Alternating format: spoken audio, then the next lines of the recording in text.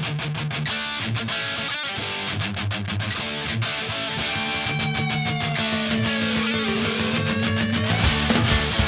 I wanna chew my bubble gum with you, and I wanna watch. You're listening to Unscripted Moments, a podcast about propaganda. On this episode, we're discussing This Might Be Satire, track number 10 from 1993's How to Clean Everything album. And we did a little digging and found out that How to Clean Everything is the 9th best-selling record of all time on Fat Records, according to their best-selling rankings on their web store. That's actually kind of cool. I found that list as well, and I noticed that that's the only propaganda in the top listings. So apparently this record is like the one that commercially moved the most, probably ever. And, you know, I've been a little enthralled with propaganda vinyl lately. If anybody who's been following us on social media, you know, they can probably tell that I have many propaganda records. I have tons of Recess records, propaganda stuff. I've got the Fat stuff. I've gotten a few rare things. And I did a little digging on the different pressings of this record just for fun. And I found the 1993 press is black vinyl with an orange label in the middle. There is a 2007 repress of 1,028 copies on a gold translucent vinyl. Then there is the 20-year remix remaster on black, but then there's also 749 copies with a blue and yellow swirl, 523 copies on translucent sea blue sold through the band's website. And then lastly, there is the Fat Records store exclusive edition that had 97 copies pressed. And that's not very many, 97 copies total. And it's yellowish and has some flecks of blue, it looks like, from a photo that I saw on eBay recently. And so that's kind of cool. Get a little information on some of the available versions of this album. I absolutely love the 2013 20th anniversary edition as well.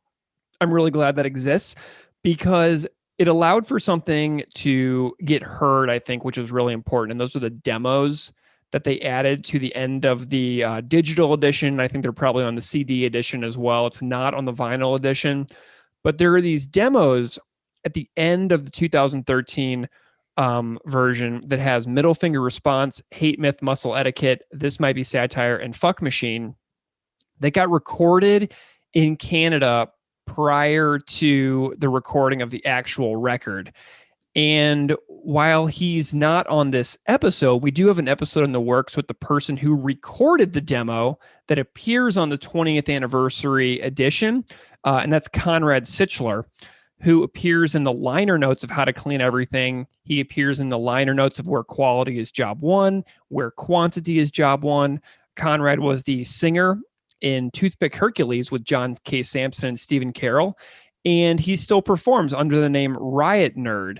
So in the middle of Middle Finger Response on the demo version, at the end of that 2013 remix remaster, Chris sings, "Except for Conrad Sichler," at the end of where he's like, and that's 3 billion snotty fuck yous, except for Conrad Sichler. And I absolutely love that. So Conrad recorded the demo version, those 4 demos that appear at the end of the 2013 remix remaster. So he recorded the original demo version of This Might Be Satire, which was done in the lead up to How to Clean Everything. And, you know, it's not on the vinyl, like I said, but if you haven't heard those demos at the end of How to Clean Everything's 20th anniversary reissue, they're fantastic.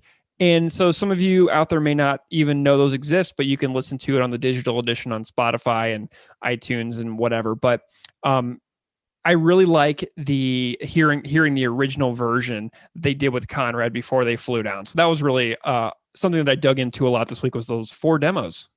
Well, Greg, to add to what you found regarding the vinyl and the re-releases, I went back and I rewatched a video on YouTube from a show in 1996 in Kansas City. And I'm pretty sure you and I have both referenced this previously. Yeah, we've seen that video. Right. And we must have talked about it on another episode, but there's a medley of This Might Be Satire, Fuck Machine, Hate Myth, Muscle Etiquette, those three songs. And there's an intro where Chris and John K. Sampson address the topics and why these are connected. And I'm going to read here what Chris and then John K. Sampson said. Chris says, we have a couple more songs that are all attached. And they're all attached. And then Jord yells, a medley. Yeah. He yells out, because the topics of the songs are all interdependent, meaning the forms of oppression the songs are talking about are interdependent. Racism, sexism, homophobia, animal exploitation, they're all interconnected. It's all the same bullshit. It's all the same kind of stuff we got to fight against. And then John K. Sampson goes on to say, and within our little communities, you can see the obvious sexism because women aren't as involved as men, because obviously they don't feel as comfortable as men do. This little boys club we call the punk scene. Yeah. And I think hearing how this song fit in with those others made me kind of think about it a little differently as I was preparing for our talk this week. Yeah, and that's a really important video to me as well, because I'm from Missouri and I was 13 in 1996 when that was filmed, and it was just down I-70 across the state of Missouri from my house that was happening. So, it's if they had done that a couple years later in St. Louis, like I could have seen that exact performance. But right. I do find it really interesting that they were playing This Might Be Satire as late as 1996.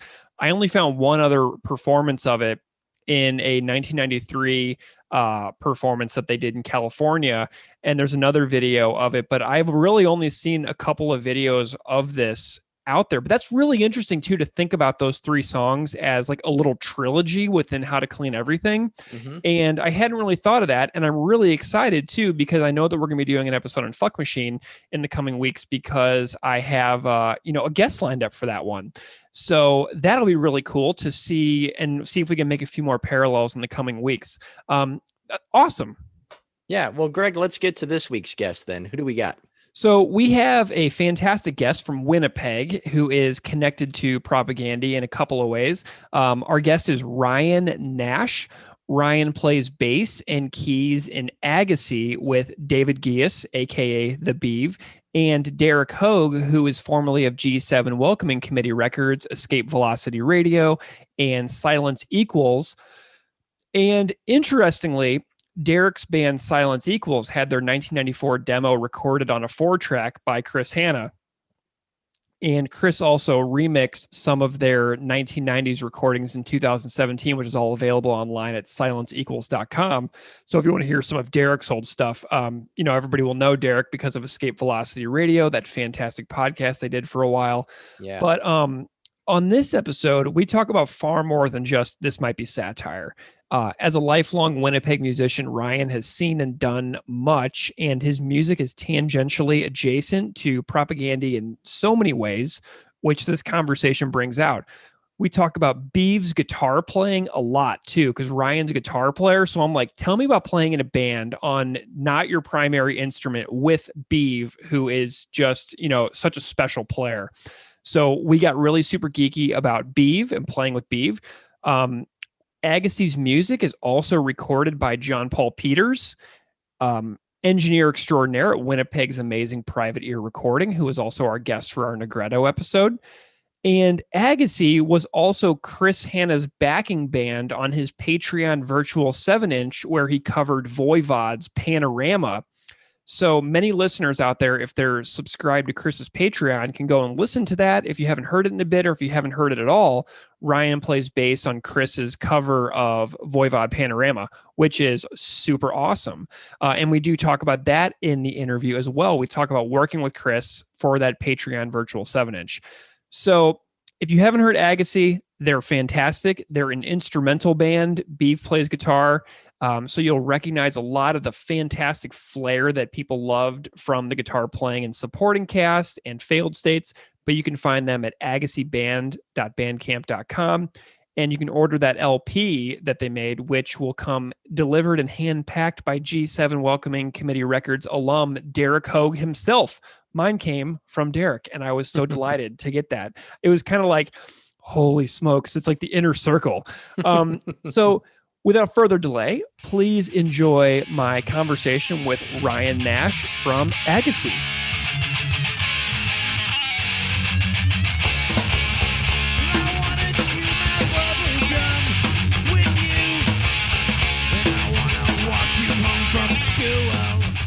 Ryan Nash, welcome to Unscripted Moments, a podcast about propaganda. Hey, great to be here. Ryan, it's awesome to have you. I'm just wondering if we can start off by you having you introduce yourself to the audience just a little bit so people can know who you are and what you do in the world. Sure. Well, I play in a band called Agassi. I play bass in a band with Beeve, who used to be in Propaganda, and Derek, who used to help out with G7 Records. And I guess that's my probably my connection to the podcast. Awesome. Well, did you grow up in the Winnipeg area? Are you originally from Manitoba? Yeah, I've always lived here my whole life. Nice. How did you get into music? Like, I'm curious about what your introduction to the scene was and how you found the punk scene and whatever you got into. Tell me about your introduction to that local music scene. For me, it was kind of when I was growing up, I had pretty musical parents. So they were always listening to records around the house, and they used to volunteer at this folk festival every year. You probably heard of it, I guess, if you lived in Saskatchewan, the Winnipeg Folk Festival. Absolutely. Yeah. So they used to work that every year. And so the first probably 12, 13 years of my life, I guess, every summer I would spend it at the folk festival and hanging out with crew and musicians and stuff like that. So I think that was kind of where I got into the idea of oh, you can play in a band, and it's not it's not some mystical thing, and I just started playing guitar when I was a kid, getting into metal and shit. Nice. I was big into all that hair metal stuff, like Kiss and Motley Crue and all that. And so I started playing guitar, and then I don't know, I just one way or another kind of found myself into playing in bands, and then that led to getting into punk rock, mostly through skateboarding, I guess, if I think about it. Yeah, getting into punk through that, and that's kind of how I found my way into the local scene, was just being a guitar player and listening to that kind of music. Especially at that time, there wasn't a lot of people that were really, were doing that around me. So it was you'd meet one other kid, and you'd be like, "All right, we're buddies." Yeah, absolutely. What kind of years are we talking about here? What's your time frame? Well, I guess I probably started playing shows 92, 93-ish, I guess. I would have been 14. Nice. Did you grow up going to shows like the Albert and stuff like that? Yeah, I was right into the Albert scene there for sure. Yeah. Nice. That was pretty much where most of the kids, at that age, I'm 13 or 14, they used to do these Sunday matinee shows at the Albert. And so because there was this weird thing with the drinking laws back in the day where you couldn't drink on a Sunday, so all these local bars would essentially open up to all ages shows. So all these little punk kids we'd go and put on shows at the Albert on a Sunday, and then that was kind of how we ended up meeting older bands and getting more involved with the wider punk scene, because it all started. It was high school battle of the bands kind of deals, Nice. Did you? What are some of the early shows that you remember seeing, either at the Albert or at other venues around town, that kind of made you feel whoa, this is really where I belong. This feels good. Well, I mean, I like I said, I started kind of in the high school battle of the band scene, so there was none of that going on there. It was just kind of random bands. But I think the first through that, I started meeting some people and going to. They used to do this punk festival every summer in Winnipeg called Core Fest. Yeah, I've seen videos of it. Oh yeah. It was. It's too bad they don't do it anymore. Me and some buddies have actually talked about maybe trying to resurrect it, but it was super cool. It was basically again, it was all ages, so you could go when you were 13, 14. It was free, so we were broke, we didn't have any money, but all the good local bands would play those things, like Propaganda, Malfaction. But that was my introduction to the wider local music scene. And through that's when I kind of started going to see bands like Propaganda played at Core Fest one year, And then that was kind of how I got into going to see bands like I Spy, you know, because I would hear about, you know, people be throwing flyers out at Corefest, and then you'd kind of get hooked into that. And also there was this thing that I also found through Corefest was that Winnipeg used to have this phone number called the Hardcore Hotline. Nice. And it was like this phone number where you could call, which was awesome for us. I mean, pre-internet, you know, if you were like a 14-year-old kid living, you know, in a working class suburb or something, like nobody's putting posters up around there. So it was like you could call this phone number and they would just list all the shows that were going on. So that Nice. Well, you know, Ryan, I don't think anybody on this show that we've ever had as a guest has specifically talked about seeing I Spy live. Do you have any standout? Yeah. Do you have any standout memories of seeing Todd's band? Man. I Spy to this day is my absolute favorite punk rock band. Yeah, I mean, I didn't see them a lot of times because right around the time when I was starting to go see them, within months of that, they broke up, and then Todd was in Propagandy. So I remember seeing, yeah, actually the hottest show I've ever been to was an I Spy show at the West End Cultural Center in the summertime. It was remember they had that split with Bud Alive.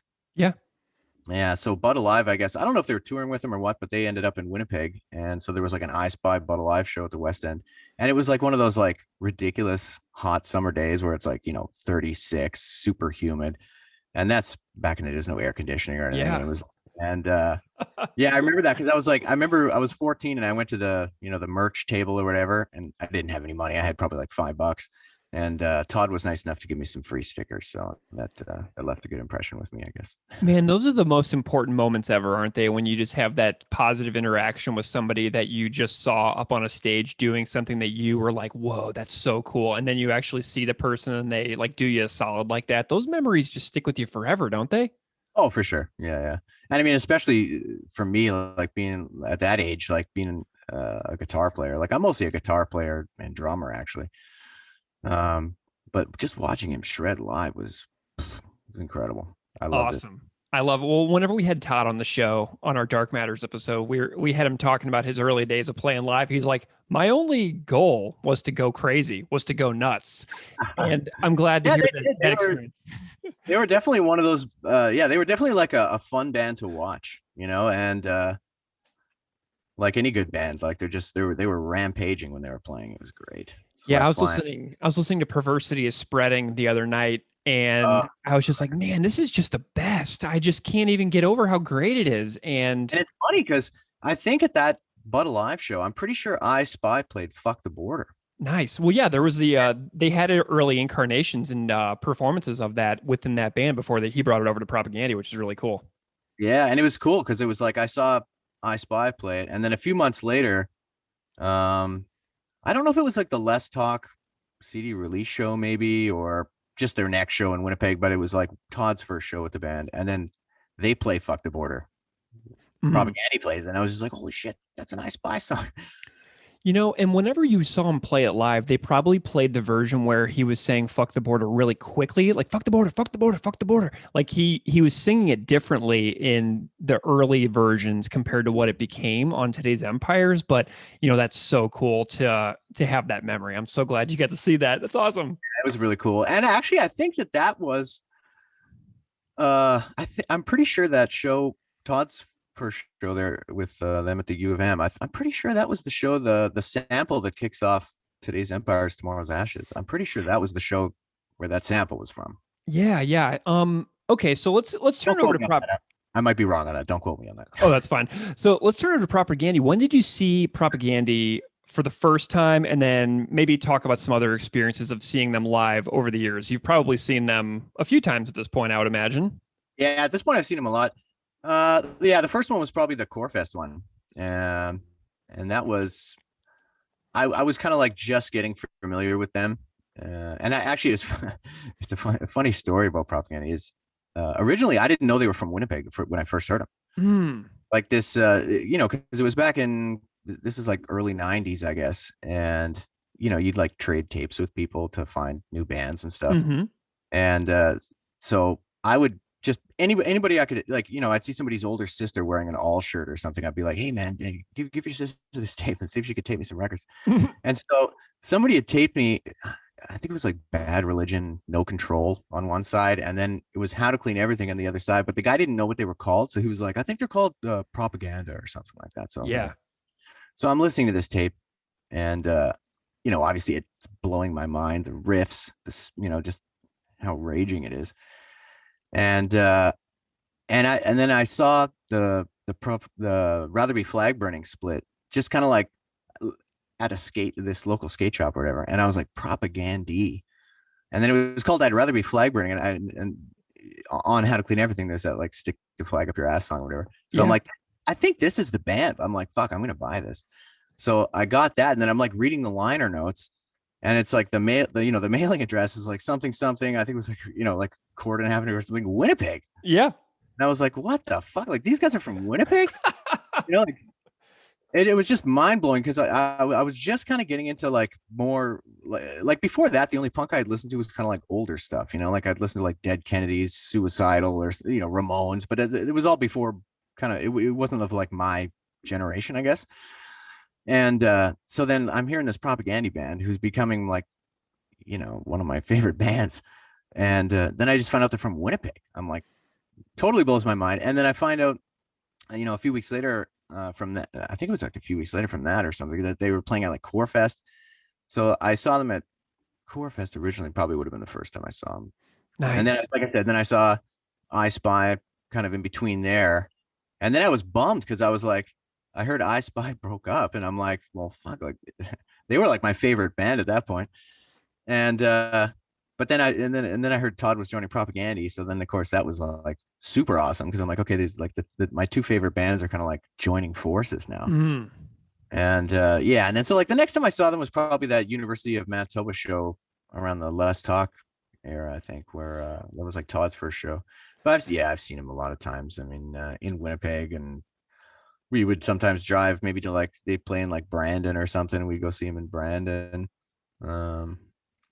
Have you seen like every era of the band, like Samson, then the Kowalski Trio, and then I was like tail end of the Samson era. So Okay. like Samson, I think, if I remember correctly, played the Core Fest show.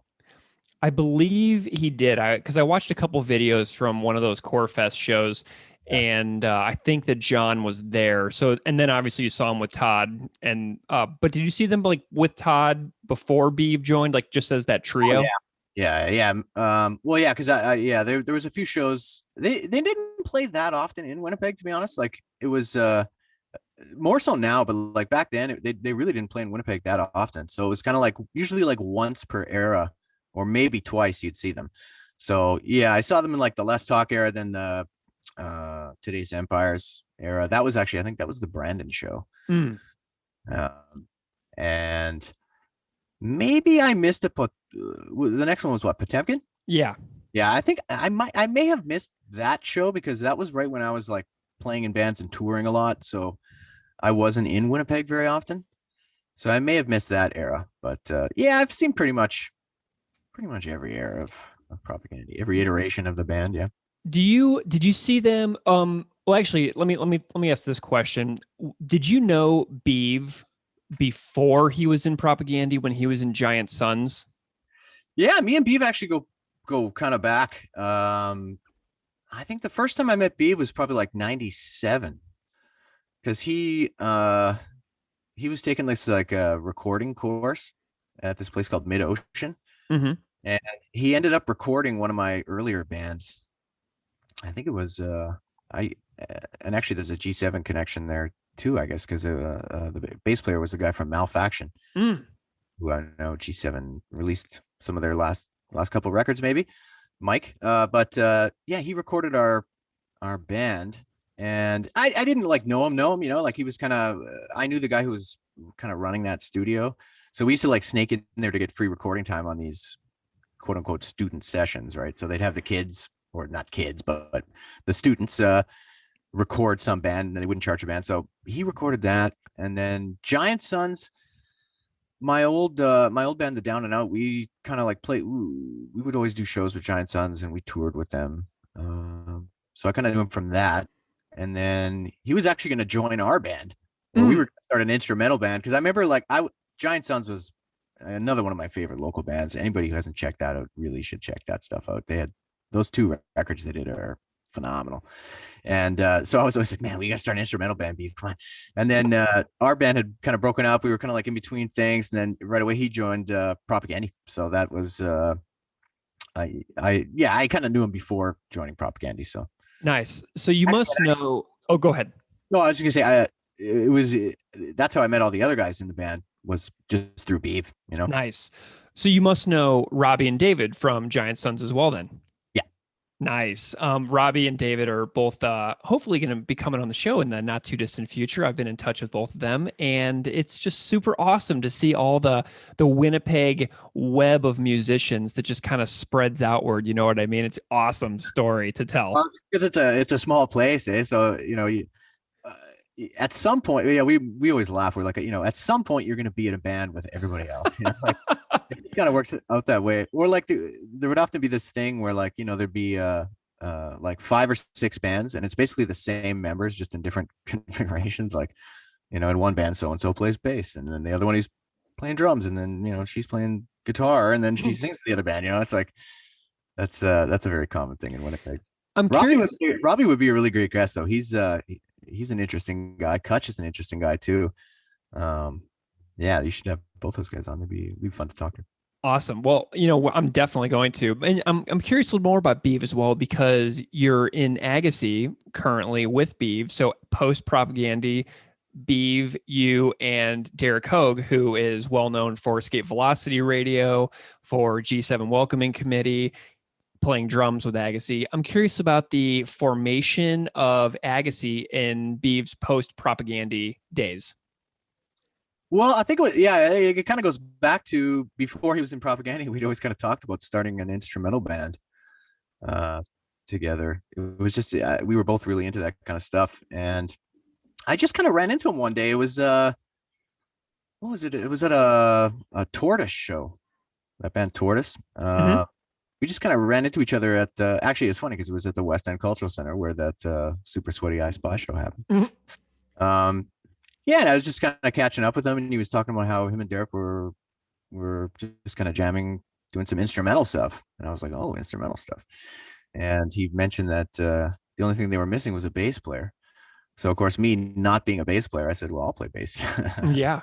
Well, I'll do, I'll play keyboards if it's an instrumental band with Beef. So yeah, so we just kind of ended up, we started jamming, but they already had a handful of songs, and yeah, it just gelled really well. It we all get along and like making music together. And so, yeah, we just kept writing and just doing stuff, not playing shows. We don't play a lot of shows, but put out a record and yeah, just kind of, I mean, obviously with the pandemic and stuff, we've been on ice a little bit here and there for the last year, but more plans to hopefully hit the studio soon. So, Ryan, I'm curious about what you feel like makes an instrumental band able to be successful, because so many bands are so reliant on vocals and vocal melodies to kind of draw in audiences. Do you guys have like a thought on what makes an instrumental band able to achieve any success in what they're doing? I guess it depends how you define success. For me, good music. Yeah, for me, it's just good music. I mean, it is. In terms of connecting with people, yeah, definitely. I mean, I think instrumental music in today's era, it maybe for rock people who listen to that kind of stuff, it's a little weird, or it's a little out there. They're not used to that. They're waiting for a chorus or something like that, I guess, maybe. Mm-hmm. But I don't know. For me, it's funny because I always listen to a lot of instrumental music. Whether it was some of the indie rock stuff like Don Caballero, or there was a really great Canadian band, I think they're from Montreal, called Weights and Measures. I've heard of them. Yeah, they had some really awesome stuff in the God, I may have even seen them live in Saskatoon, actually. Oh, really? Oh, maybe. I'm extremely jealous. That was one of my like main bands, I think, for a chunk there in the early 2000s. But yeah, it's I've always kind of listened to that. I mean, I also like, a lot of older, I like all kinds of music. So like, I like, a lot of like jazz stuff, for example, is instrumental, or, Afrobeat stuff's instrumental. I love hip hop instrumentals. So I don't know, for me, I guess just with what I listen to, it's not it's not really weird. But yeah, I think the funniest thing is when we play a show and it's like, the guy's like, "Oh, do you guys need a mic?" And it's like, I don't know, do we? Like, am I gonna talk to anybody during the show? We're gonna, but then I figure I should at least, not be a jerk and acknowledge that there's people standing there too, So Are you guys chatty from the stage whenever you play shows? I'm chatty. Nice. I'm usually the guy with the mic, and Beef doesn't want to say anything. Derek doesn't want to say anything, which is fine. But I don't. It's funny because I usually I'll talk. I'll say hi basically, and then we'll play the set, and then I'll say, "Hey, thanks for watching us play." And that's about it. But maybe during the show we get the odd good heckler maybe, and we can have a back and forth hopefully. But That's not a lot of awesome. talking. Yeah, we're all about the music. We just stick to the music. You guys have played a couple shows with Propaganda, haven't you? Let me think. I think we played one. I think our first show was opening for Propaganda. Your first show. Our first show. Me personally, I've played with them before because my other band Union Stockyards opened for Propaganda. I'm in 3 bands, so Nice. I have that problem. But yeah, we opened for Propaganda once, and then Agassi opened for Propaganda once as well. Fabulous. Do you have any standout memories of any of those shows, of being on a stage in front of a whole bunch of people there to see Propaganda? How does that feel? Well, it was. I mean, it's for me. It was awesome. You know what I mean? Like I like being in 3 bands. I'm always playing shows, so I mean, there's nothing. It's not. I don't get like nerve-wracked about playing a show or anything like that. But I know Beav and Derek had at that point had not played a show in years. And Derek especially, I think he was saying he hadn't played a show in like 15 years or something. I was like, oh my God, buddy. Because I know how I felt. Like there was a period for about a year where I wasn't in a band in, the sort of like 2010-ish something area. And I remember my first show back, it was a little bit nerve wracking. I was, oh shit, I haven't done this in a long time. And so he hadn't played a show in 15 years. I felt like it was probably almost a little bit weird for Beef, in some ways, because it's like, okay, now you're opening up for your old band. Mm-hmm. And nobody knows who the hell Agassi is, but then they're going to see you get on stage. They're going to be like, wait a minute, isn't that the guy from Propaganda? And it's like, I felt like from his perspective, he's probably like, oh, people are going to be like, what's going on here?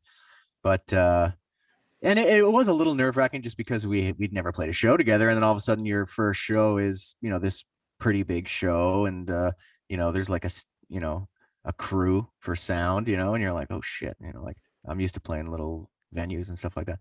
But it was a great show. It was awesome. Nice. And the crowd was very nice to us. I thought the crowd was very nice to us for being an instrumental band. Totally not the same style as Propaganda. Although that's kind of par for the course. I find Propaganda is one of the rare bands that whenever they play a show, they don't just get a bunch of openers that sound exactly like them. Mm-hmm. Yeah, I agree. Which I always appreciated. I'm curious if you can speak to Beav's guitar playing at all. There's a lot of people who will hear this interview who admire Beav's playing a lot and what he brought to Propaganda, and how he almost served as like a transition point for their growth into, supporting cast. Like Beav was so essential. Can you describe a little bit about what it feels like to play in a band with Beav, about like anything that's like unique or special about the way he plays guitar that you appreciate? Well, playing in the band with Beav is phenomenal, even though I'm playing bass, but I'm a guitar player primarily. My other 2 bands, I play guitar. And so, being able to watch that dude write songs, the songwriting is, I think for me, the thing that blows my mind the most with Beav is he'll send me these, he'll send me like a text with like him playing guitar with no amp in his house, and it's like a full song, and it's amazing, and then I'll instantly just start getting ideas from, like, he's one of those guys that when you or one of those guitar players where, like, when you're just when you're around his creativity, it makes you creative. Mm-hmm. I love that about him. But also just as a guitar player, he was one of those people that always just had a very unique style of playing. Like I said, like I remember watching him pre-Propaganda in Giant Sons or March December Swing.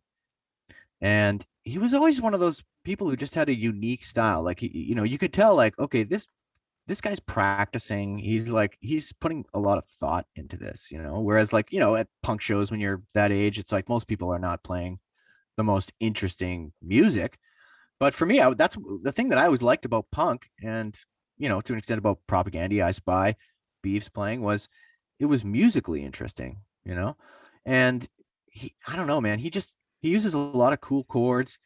He's so creative with his time signature stuff and like the way that he structures his songs, and the way he uses his effects to me is really interesting too. And that, to me, that was like kind of the thing that he brought to Propaganda. Was before Behave, it was kind of like they were like a straight up rampaging punk band kind of thing. Mm-hmm. But then once he got in the band, it was, and like I said, like knowing him and watching him play guitar for years before that, it was like, yeah, you could really see the influence that he had in terms of like all of a sudden there was like these atmospheric spatial things going on in Propaganda that it was like, whoa, where's this coming from, Mm.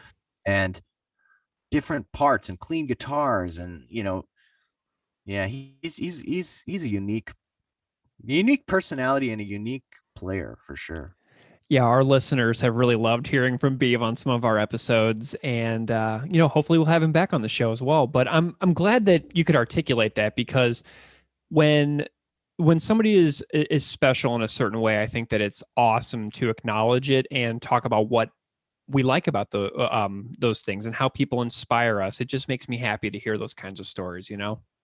Yeah, because oftentimes I think it's almost subconscious, like you're just for a lot of people, myself included, sometimes it's like, I don't know why I like certain things, or why I want to listen to certain players, or why certain bands just, make my head explode, but they do. And I love talking about that. I love trying to get to the bottom of like, what is it about this that's special? Mm, You can I never put love your it. finger on it. It's totally subjective, but it's fun to talk about. That's for sure. Oh, absolutely. And we go to the ends of the earth to be as dorky and nerdy here as we possibly can for this particular podcast, which is why, too much to the chagrin of some of our listeners, some of our episodes go on for hours and hours. Hey, you know what? Long form podcasting is doing pretty well these days. It to me goes to show that people, when I was younger, I used to love listening to CBC would always have like talk programs where they just have two people sit down and talk for like 2 hours. I love that stuff. I love it too.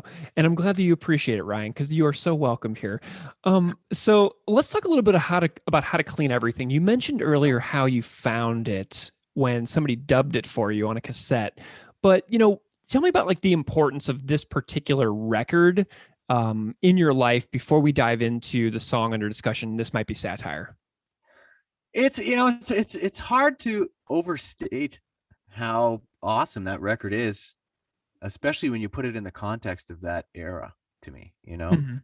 um, I'm like I remember hearing other Fat Records bands, and like that kind of stuff was like the shit at the time, like Mhm. Fat Records, Epitaph, and like all those kind of pop punk bands, Lagwagon, all those kind of things, No Effects, and everything. And they were cool. Like I heard those bands, and I was like, yeah, that's cool. But when you heard Propaganda, it was like it was almost like that. I guess like for me, like I growing up in the '80s and being really into metal and like thrash and like Slayer and Exodus and like all that kind of stuff. It was like then getting into punk, it was like the only thing that was missing from a lot of punk, like I said, was kind of like the musicianship sometimes, and like for me, maybe as a guitar player, I just found it interesting. But like I remember hearing How to Clean Everything, and like start to finish that record, it's so unique compared to everything else that kind of came out in that era. Like I always feel like you often hear people say like, oh yeah, like Propaganda's the band that like all the bands on Fat thought were awesome, Mm. and I get that. Like they're almost like a musician kind of band Mhm. in a lot of ways. Like they're just kind of, there's some other level of complexity and depth to those records. I mean, all the records compared to a lot of their peers, that I think that's what got it for me. And then of course, like I said, like just having that weird thing where like I'm listening to this band, I'm loving it, I'm like listening to these guitar riffs, and I remember like the chords on How to Clean Everything, like none of the other bands were using those kind of chords, and I would like take them. I had this guy who was teaching me guitar at the time, and I would like take him How to Clean Everything, and I'd be like, man, what the fuck? Like, what are these chords that these guys are playing? And he would show me like one or two of them, and then it was like, okay, that was like my guitar fuel for like the next 6 months. Was like, oh, okay, I got two new chords. But that record is just it's just a deep well of riffs, and the vocals are awesome. The drumming, I mean, I was also drumming at that time, and like listening to George play, like that record is faster than anything else that came out in that era. Mm. Like it's a little bit faster. And the drums feel differently too, because Jord was like a metalhead. So Well, I don't know if this is true or not. I have no idea. I can't remember if I've asked Jord about this or not, but I may have. But the rumor that I heard was that like Jord, I guess like earlier on, like when he'd been playing drums, he started with like polka drumming or something. You ever heard that? No. Okay. But apparently there was some like polka connection, I guess, and like polka music is like very like like Yeah. not like the other, like the other Fat Records bands always had that like that sort of like like the double kick drum beat. But Yeah. his was more like the thrash bands. Like his was more like a Slayer drum beat. Exactly.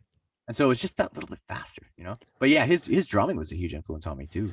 Back and the difference, that subtle difference between that kick drum style on like a No Effects record versus a Slayer record, the difference is extremely important in the way that the record feels, and that's why Propaganda's drums have always felt so much different to me than all those other bands in that era. Yeah, for sure. Yeah. He's and like just he's got this like his tom fills, for example. Like okay, maybe I'm getting a little nerdy here, but No, like go for it. his tom fills. I mean, who I don't know. If I had to have an inspiration for tom fills, it's Jord. Well, and JP over at Private Ear, who I'm sure JP. we had him on for the Negretto episode, and he was like, Jord doesn't recycle his fills. Like if you go through and listen to it, it's very, very purposeful, and they're very creative, and he doesn't just rehash the same thing over and over. It's very purposeful and well thought out. Those are like his guitar solos. Yeah, exactly. Yeah. I love it. Well, so Ryan, whenever I reached out to you, we've been chatting for a couple weeks via email and everything about like songs and being on the show. And you landed on a song from How to Clean Everything, which I'm very relieved that you chose because it's not the first one that most guests want to jump at. Caveat, I will admit, it's certainly not my favorite song on the record. That's fine. And it's certainly not one of my favorite songs, but it was on How to Clean Everything, and I the reason why I picked that one is I wanted to pick a song from How to Clean. So what is your favorite song from How to Clean Everything? Oh God. I mean, the whole record is just my favorite record of that kind of like era of stuff, but like well, my favorite song is probably Hate Myth Muscle Etiquette, Who Will Help Me Bake This Bread. Nice one for me. And Head Chester Foot. Nice. Like I like those kind of songs. I like the Anti-Manifesto, yeah, there's so many good songs on that record. Well, we're not going to talk about any of those songs. No, we'll talk about this one. We're going to talk about This Might Be Satire. So tell me a little bit about This Might Be Satire. And like before we go into it, like to me, the most essential component of This Might Be Satire is what you were alluding to earlier, the riffs. And I'm wondering, cool song. Yeah. Yeah. Tell me about the music of this song. What stands out to you? What jumps out? What makes you? Well, I always thought, to me, when I listened to this song on the record, when I guess first heard it or whatever, I always thought it was like one of the things I always appreciated about punk rock versus other kinds of music was it always had like a sense of humor, Mm-hmm. Like there was always kind of this element of punk bands kind of like doing goofy shit and like poking fun at things, and they could be serious, but they could also be kind of like I mean, it was almost kind of like a cliche actually in that 90s era. Like it almost got a little too goofy, like there were like bands doing classic rock covers all the time, and like Me First and the Gimme Gimmes, I guess. Mm-hmm. It became kind of like a cliche, I guess. But I at first I always appreciated that about punk, that it was like it could be goofy, and I thought this song was almost like a really clever goofy song. And like Prop has those kind of like oddball songs, you know what I mean? Like Ska Sucks or Haile Selassie or Only Good Fascists Are Dead Fascists, those kind of songs, which are kind of like, it's not like your typical Propaganda song, I guess, but they're cool on the record, like they're fun songs to listen to on the record. I always thought this song was kind of one of those, and it was like this really clever kind of juxtaposition of like cock rock Mm-hmm. over the subject matter, I thought that was really clever. I guess maybe because I had listened to cock rock when I was younger. Mm-hmm. So, like I was well versed in like how goofy that scene was and how, especially like I said with the subject matter of the song, it just kind of like it all played into that. I was like, that's like a really clever, like almost like a comedian would write a joke. Like they made this song that's kind of like makes you think, and it also kind of is funny, and it also kind of is goofy. But then the riffs are really good, and it's actually kind of a good song in some ways, like so it was always a very interesting song on that record, I guess. But like I said, it was not it wasn't the one that I would skip to first to listen to that song. But I Do always appreciate it. Yeah. do any of the any of the musicianship stand out to you specifically from any parts of the song? Do you have any like favorite parts? Well, it was the first inclination that I had that maybe these guys were into classic rock or something like that. Mm.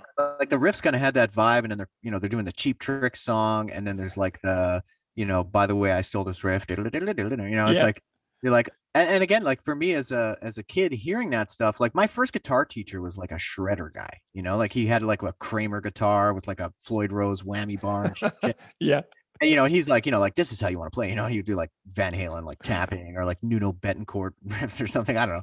But like, so it was like that was always in my sphere. And then like, I liked some of this, like I said, like my parents growing up were listening to like Hendrix and shit and like, that kind of stuff. So like I had an appreciation for like good guitar playing. And then you hear this band and they're doing all these cool riffs, and their songs aren't just kind of like Yeah.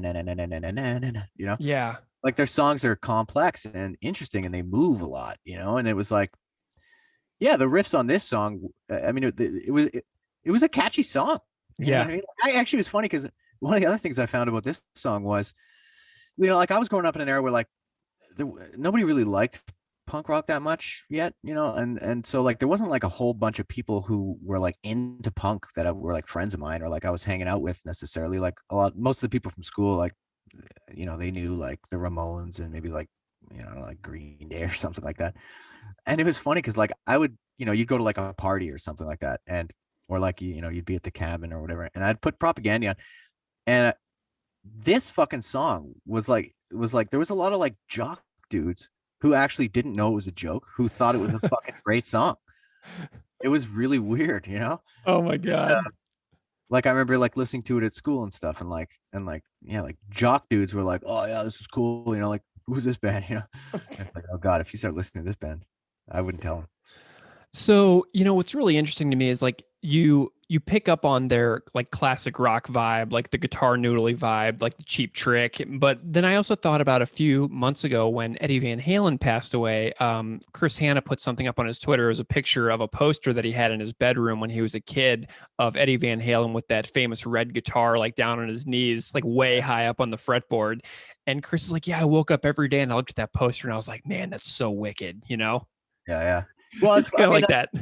Chris he's a little bit older than me. He's a few years older than me, but like yeah, there was just like an era back in the day when it was like if you were into playing guitar, like you probably had guitar magazines, for example, and you were probably just like that's how I got into jazz, was just being a guitar player. And then this friend of mine who was a jazz drummer was like, man, you got to hear these guitar players. So he started playing me like guitar players, and it was like I can't deny how good that is. Like if I hear that, I'm just like, okay, that is amazing. I want to listen to more of that, like just being a guitar player, I think is like my window into it, maybe most people will be like, it just sounds like a guy noodling, you know what I mean? But so guitar players, I think always are going to have like, it's funny because it seems weird to be like, like, oh, Chris from Propaganda loves Eddie Van Halen, but to me, it's not weird. Cause it's like, if you're a guitar player, like you look at a guy like Eddie Van Halen and you're like, okay, that dude is like a seminal guitar player. Like he has these wicked chops and he fucking shreds. And yeah, he's got his issues as a person, but like when you're a kid, like you look at dudes like that and you're just like, man, one day I want to be able to play like one of his riffs, if I could do one of his riffs, like I could be a guitar player, and also like, the prop guys, they love that stuff. Yeah. Like Rush, like probably Van Halen, and I'm trying to think of some of the other weird band. Well, like when we did that split with Chris, when Agassi did that split with Chris, we ended up doing a Voivod cover. Yeah. We were gonna do something else. Fuck, I can't remember what it is, but it was like some classic rock song. Oh, dude, you just totally reminded me that you backed up one of his Patreon virtual 7 inches, right? Yes, yeah, Okay, yeah. tell That me, was a Voivod song. Yeah. tell me about working with him for the covers that he did. It was really cool actually. Like Beef just kind of brought it up one day that Chris does his Patreon and he'll do like covers with a band and then sing on it or whatever. And of course, for us being an instrumental band, it was like, oh, that'd be cool. Like just mix it up a bit and then do something different. We're like, okay, we're like a backing band. We're not doing our usual stuff. We're gonna play a metal song and Chris is gonna sing on it. So it was like, So rad. yeah. And then we ended up just kind of being like, at the time it was just kind of like, oh well, hey, if we're going into the studio, like we got a couple of songs, let's bang our 2 songs out too. So yeah, that was a really cool project. It was really fun working with Chris, and for me, like the last number of years, like that's kind of, I've been working in recording studios quite a bit, so it was cool to me. I got a chance to work with Propaganda a few years ago. We recorded that I Am the Rifle song, Rebel Spell. Yeah. Anyway, so yeah, so I got a chance to work with him there, which was cool because we recorded the guys playing live, and then being in the studio with Chris again, where he's kind of mostly just singing, and we're the band. That was a cool experience because he's got a lot of records under his belt, and so he's got some tricks up his sleeve for getting cool sounds and stuff like that, and then yeah, it was a cool experience because like JP, obviously we love JP. Yeah. It was just like a bunch of buddies recording some weird, cool stuff, so it was fun. God, that's awesome. So when you went in there to record with Chris, is that when Agassi recorded the Pulse 1B 2-song single that you all did? Yeah, that was the 2 songs. Yeah. Dude, that is so cool that you recorded that in the same session. So you guys were all set up and you just did both? Yeah. Yeah, we just we had that was our thinking, was sort of like, we're obviously not financially secure, so Sure. we're like, is there any way we can finagle maybe getting 2 of ours, because like you have to book a day to record and a day to mix or whatever, so we were only doing the 1 song, and we'd been practicing it for a while, so we're like, we'll probably be able to do that half a day maybe. So then we just thought, yeah, if there's any time left over, we'll do that. And then it was cool, Chris ended up mixing it for us, so he mixed it in his basement. So God, that is awesome. What a nice little, series of events right there. You know what I'm saying? That is just so cool. Yeah, it was really cool. I had a great time doing that. And it made me want to do more stuff like that, actually, like more, just collaborating with people. I think that's something that's kind of sorely lacking in the music world. Often people just, it's like, this is my band and that's what I do, and you're always playing with the same people, which is great, but there's 24 hours in a day. It's like, I'd love to see more people collaborating and mixing it up a little bit, just like have people from this band play with people from this band, just do a couple songs, it's fun.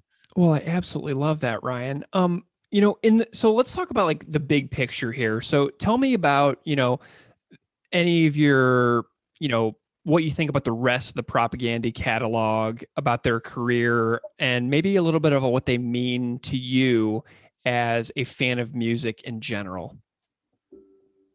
I mean, they're one of those few bands, I guess, for me, the thing that I always respected about Propaganda was, they were never scared to change. They were never scared to just make the music that they wanted to make. I don't think they give a shit about, are the people who liked the first record going to like the 5th record? It's like, I always appreciated that they would just, it was like, hey, this is the music we're making, and that's what we're making, and it, not that it was vastly, I guess, if you like the new stuff, I don't see why you wouldn't like, the first couple of 3 records, but yeah, they were, and again, you compare them to their peers of that early 90s, Fat Records, Epitaph kind of world, and who's aged better than Propaganda? Like I've seen a few of those bands since, my other band, Union Stockyards, we opened up for, 10 Foot Pole, 88 Fingers Louie and stuff like that. And it's like, those bands are basically just doing what they did back then. It's like, that's the people who are going to see them are like, oh yeah, like I like, 10 Foot Pole. It's like, I like the Rev, what I mean? Yeah. But after Rev, it was like, I didn't really follow that band anymore. And so like, I'll go see them and it's cool, but I really want to see Rev, whereas when you go see Propaganda, you're like, I'm actually more excited to see the new stuff than the old stuff, Yeah. I'm glad when they play a song off How to Clean Everything, but I'm like, they could not play anything off the first 2-3 albums, and I wouldn't be like, oh, I got ripped off when I went to see it. Like when I went and saw Rush, they didn't play Spirit of Radio. Mm. That really bummed me out. I was like, this might be the only time I get to see them again. And if, that's like one of my favorite tunes. I don't think they played Time Stand Still either. Sorry, I'm getting off topic, but No, it's fine. Did you go to Rush 40, their 40th tour? Was it their 40th tour? I couldn't tell you. Because like I've seen Rush exactly one time, and it was their last tour ever. And I am so relieved that I dropped $100 and just went, Yeah. You know what? It's funny. A couple of years ago, I made a resolution to myself that whenever one of those old bands comes to town, I'm just going to go see it, because I've had that a few times where like I didn't go see a band and then they broke up, and it just breaks my heart. Yep, totally. Like I went and saw that Rush show, and I took my dad, and it was just a surreal experience for both of us. We were on the floor seeing Rush's last tour, and he's like, yeah, I saw Rush in like 78. And I'm like, geez Louise, dude, you're like, that's so amazing. Where did you see that? Was that in the States, or was that? It was in St. Louis, where the St. Louis Blues play. Oh, neat. Yeah, good time, man. I completely agree with you, because like now, especially that we can't go see music at the moment, whenever I was growing up, like every year I never stopped going to music. I started going to see music in February of 1998. I saw Blink-182 and the Aquabats on the Dude Ranch tour. And I never stopped. I'll be honest, not a Blink-182 fan, but there's a couple of good songs on Dude Ranch that I Oh yeah, Dude Ranch rips. But I never stopped going to music, and I'm so relieved that I went to music even when I was like tired or I had to work the next day. I was like, I'm going to go see it, because I won't be able to see it someday. Not having shows for basically a year now. It's like, yeah, I certainly don't take that for granted, man. I've been going to shows for a long time, but yeah, I miss it. I miss playing shows. I miss going to shows. I miss being able to, like our practice spot is right above a venue, and there's like a coffee shop, and there's like a little community there of people that, we all love seeing, and never get to see them, and it sucks. I miss it, Yeah. Yeah.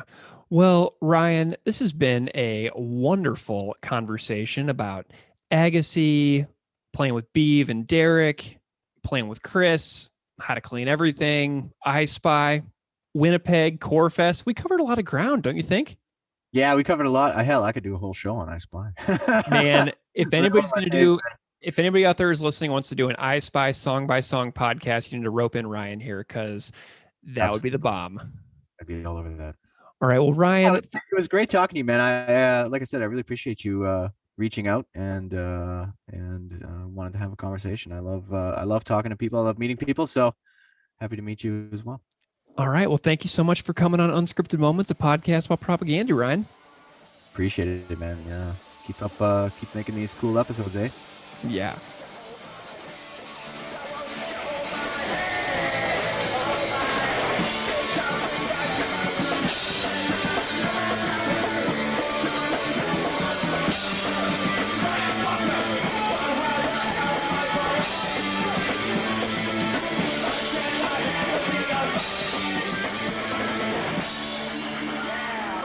All right, so that was my fabulous chat with Ryan Nash. You all got to get on that Agassi record if you haven't heard it yet. It's so good. Thank you so much to Ryan for being such an enthusiastic conversation partner. I love having guests on whose lives intersect with propaganda in some ways, because you just see the web. Do you know what I mean? Oh, sure. And you see the impact that this band has had on the local Winnipeg and Manitoba music scene, and all of the amazing things that have come out of their work, and how many people are inspired by them. I just love hearing stories like Ryan's, like Randy's, like Sam, like Jeff from Whole Lotta Milka. I love these stories from these folks coming out of Winnipeg. Yeah, as an outsider, Greg, it very much feels like pulling back the curtain and having a glimpse into a world that I just don't know about. Yeah. And as a fan, I can read and I can listen and I can follow the Patreon, but those sort of conversations just make it far more enriched and detailed. Yeah, and I tell you what, man, getting emails and messages from people from Manitoba telling me they like the show, it's like one of the biggest honors Right. for me. Right. Yeah. Seeing those messages where it's like, you know, especially if it's like Jamie, our one of our longest listener, Jamie out there, he's so fantastic, and he's always like, Yeah. "Oh my gosh, we love that episode. It was so great to hear from Randy," and I just love hearing from people from Manitoba. It's validating. It is. It feels I know amazing. nothing about Manitoba. I know nothing about Winnipeg, so I'm faking it. All I know is propaganda, really. Yeah, well, I'm gonna get up there and I'm gonna see propaganda in Winnipeg. If it freaking kills me, I will get there. So maybe all the people in Winnipeg can crowd surf me around the Park Theater or something like that. Anyway, let's go ahead and talk about the music for This Might Be Satire a little bit. I just have a few takes on the music for this one. I'll be a little less, I'll go on a little bit shorter than I normally do for music on this one. Cool. Yeah, I actually am the same, Greg. And I'll start with the guitar here. And that first intro riff, that main riff that repeats through the first verse, is pretty fun and it's pretty catchy. And it's the sort of melody that you find all over pop punk, I think, in the years after this record is released. But that over the top whammy bar dive, oh yeah, that really makes me laugh. Like it's really out of place, but it's also kind of not. I don't really know how to describe it. It seems like it wouldn't work, but it does. I absolutely love the whammy dive too. And, you know, it's a very whistly guitar lick, and it just sort of screams Los Angeles 1987 to me, you know? Oh, and yeah. if you listen to some Van Halen from the 80s or the late 70s, I was listening to Van Halen's cover of the Kinks' You Really Got Me. And Eddie does these guitar squeals throughout the entire song that really remind me of what Chris does in the very beginning of this song. And I was like, boom, that's Chris listening to like Van Halen in his bedroom coming up with this and being like, wow, on his whammy bar and just going for it. And so I see some very youthful inspiration coming through on learning guitar with that riff. And, you know, that main catchy riff feels like it would be straight off an early Van Halen record to me. It's clearly done in a style that could have caught on and gotten popular in late 70s to late 80s LA Sunset Strip music scene, you know? Yeah, and then when Chris sings "Oh Girl, You Know It's True," there's that really unique muted power chord strumming pattern where it's almost like a harmonic with that shimmering sound effect that almost is like a buzzing or a chirping. I don't know, you know what I mean? Where it's but it adds some really cool texture to it. It adds more melody and rhythm, and that leads into then She Tells Me That She Loves Me, and that riff there is super melodic. It's really fun. It has a lot of really cool picked power chords. And I have to say too, that there's like the transition hammer-ons and pull-offs that are really clear on the remastered version. And I think it just really stands out a lot better there than on the original release. Yeah, you know, and I was thinking about Chris's vocal performance on this a lot as well. And if you understand that this song is meant to be a joke, which I don't think is 100% evident, and I'll get into later. Same.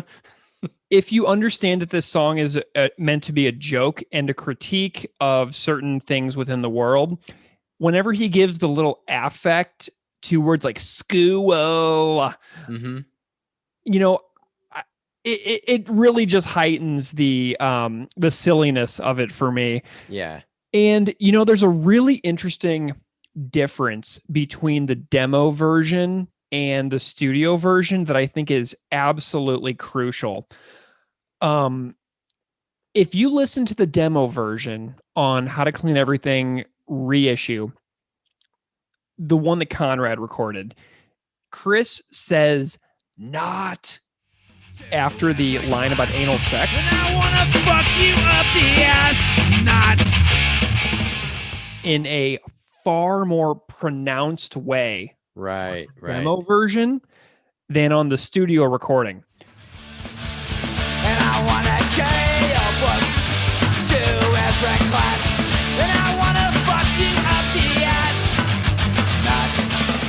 the demo is so distinct when he says not versus on the record when he goes not, and it's over the music in such a perfectly in sync manner that you almost can't even hear him say it. Do you know what I mean? Right. For many, many years, I didn't even realize Chris was saying not on the studio version. And to me, that's a really problematic thing. So I have this, like, I was thinking about the vocal performance a lot today, and I was like, man, he really just screams that not on the demo version in a way that he doesn't on the studio version, which I think really takes the song in a significantly different direction that I find to be dark and troubling. Do you know what I mean? Oh, for sure. It definitely clarifies that, yes, it is in fact satire. Like, Yeah. you can't really mistake it there. Also, it feels so 90s to have the word not. Being a teacher, I don't remember the last time I really heard students end a sentence like that, where that was like the funniest, coolest thing in the 90s to do so if you're 12 or 13. But I don't know, I have to say, Greg, too, that I kind of really love the "yeah baby." Yeah. It's so Yeah, baby. it's so over the top. Again, if I think your description of Van Halen really fits perfectly, and I really like the vocals on the live version in Kansas City that I mentioned in 1996. Yes, he sounded great, didn't he? Right.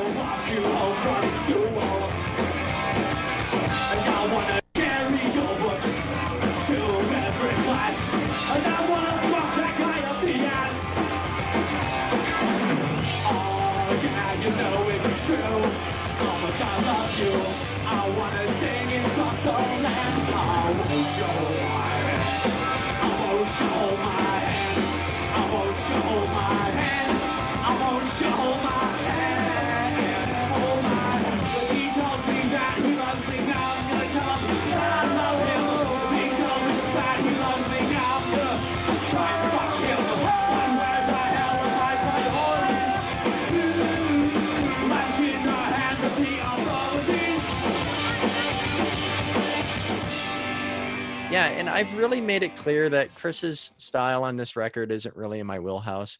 So I'm not going to like trot over those same things, but he sounds super different. It sounds good. And I think it's just a better version of what would have fit this band at that time.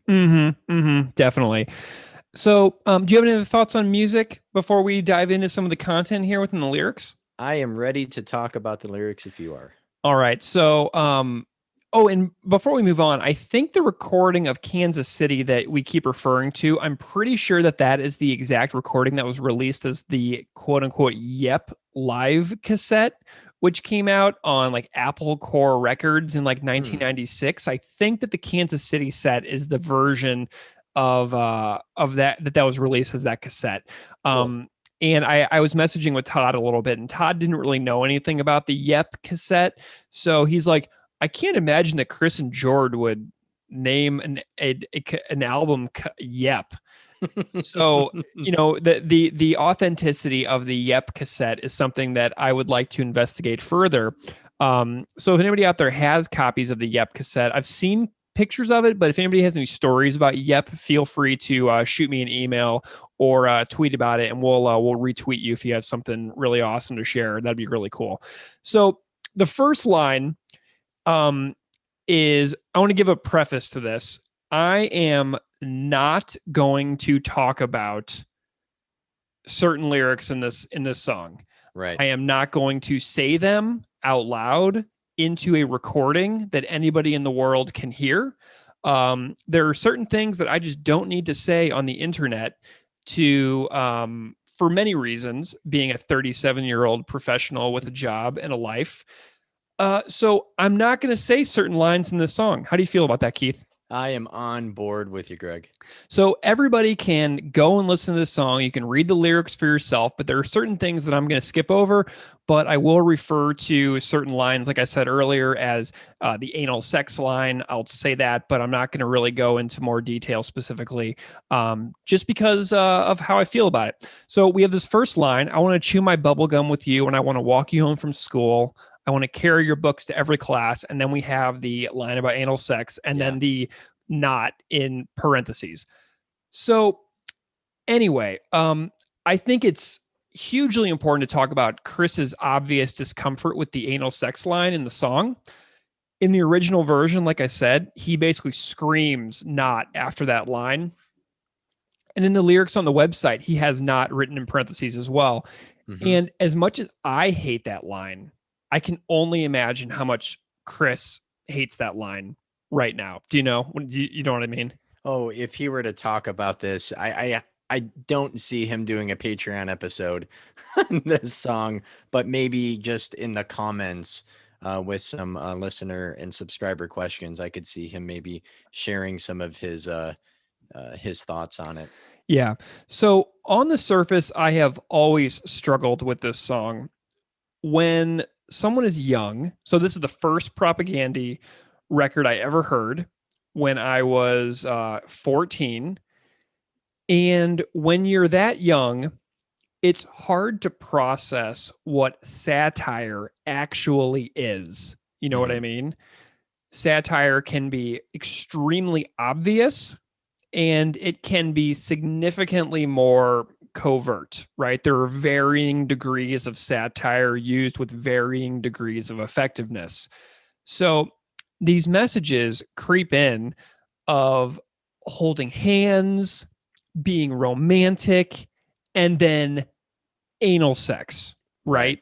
It goes from these like very gentle, very cute behaviors into one of the most like challenging and aggressive forms of sexual intercourse that people can have.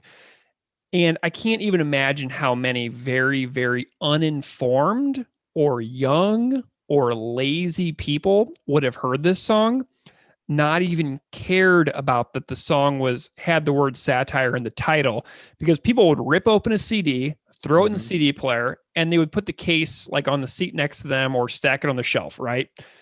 So unless you are very, very carefully reading what the songs are called, thinking about it, understanding the lyrics, and then internalizing the tone of the lyrics and the words themselves, you also have to internalize the concept of what satire actually is.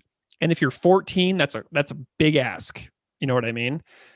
To me, that's an issue. So I just take issue with this tune because unless you can assure that your audience knows what satire is, if you know your audience will see and mentally process the title of the song, and unless you can assure that, teenagers are definitely not going to walk away with the idea that holding someone's hand and carrying books will automatically lead then to anal sex, that series of events troubles me, Oh, absolutely, Greg. I think about myself at 13 or 14 with a set of Jerky Boys CDs and Adam Sandler comedy albums and my 100%. share of Insane Clown Posse albums. And this would probably have been one of my favorite songs on the album for the wrong reason, for the exact reason that you're saying. Exactly. Well, so unless a listener understands that satire by definition is the use of humor, irony, exaggeration, or ridicule to expose and criticize people's stupidity or vices, particularly in the context of contemporary politics and other topical issues, they can understand that this song is making fun of the quid pro quo nature of sexuality within patriarchal society that has often portrayed women as sexual playthings who can be done the merest of services. I will carry your books, I will hold your hand, and then you will perform advanced forms of eroticism with me because I did the bare minimum. Heck, I was even doing something on my other podcast last week, and I was talking about the book of Esther from the Bible. And in the book of Esther, the queen is deposed for being disobedient, and then girls are kidnapped from around the country and brought before the king. And then whoever pleasures the king most thoroughly will be made the new queen, while the others remain as concubines. So I see this song as completely making fun of the tired, sweet, innocent boy meets beautiful girl of his dreams, which then leads to him chasing her rejecting him, or her reciprocating his interest. And then he screws her over and they break up, leaving him totally heartbroken, and her being presented as some cruel villain for breaking this poor young man's heart and soul. So, I just have some issues, because it does ask a lot of an audience who is made up of young people in 1993 to understand what is happening with the title, with Chris's little hints that this is like a critique and not a serious song. But I didn't know that it was a joke when I heard this song for the first time in late 1997, Oh, absolutely. And, I've been listening to this record for, I don't know, close to 2 decades, not as long as most of our listeners. And I've spent more time thinking about it this week than I have ever, because I always just kind of wrote it off as a dumb song that I didn't need to think about more, which is therein is the problem. Yeah. And so when I thought this song may not have been a joke in the late 90s, I was thinking to myself earlier today, what else was I doing in the late 90s that could have shaped my psyche and my views of women and my views of sex in sort of twisted ways? Okay. So I made a list of some of the movies that I watched a lot back then. And I was like, in the late 90s, like super into like 90s romantic comedies that were aimed at teenagers or depicting teenagers, like the movie She's All That with Freddie Prinze Jr. In that movie, the main character is referred to as scary and unapproachable by Freddie Prinze Jr., who is like the big man on campus, and she's like the nerdy artist. Right. And he takes a bet to date her. So he bets on her with his friends. He then stalks her and treats her poorly, and she just like lets it slide. Even though she's like depicted in the film as being a feminist, like she just like, her friends say to her, the cutest guy on campus is like stalking you and you're not even a bit curious. And then she just like lets it slide. And I'm like, well, that's not realistic at all. Thank you, all male writers room in that film script room.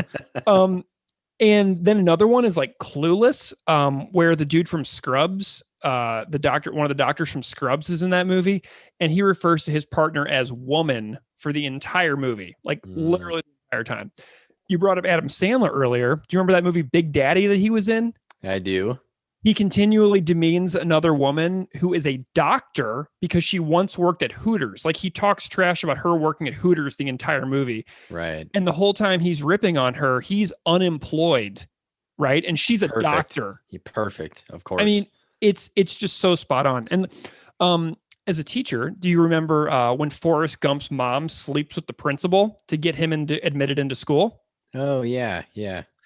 Yeah. And I mean, remember how insanely popular American Pie was 20 years ago? Yeah, yeah. I watched a few clips from that movie today where the guy says to the woman, "Suck me," in the car, and I about like had a heart attack. I was like, I can't believe how popular this movie was when I was like a sophomore. And I was just sick. I have a couple more.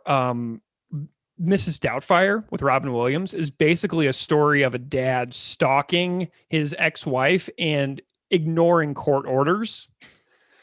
The movie 10 Things I Hate About You.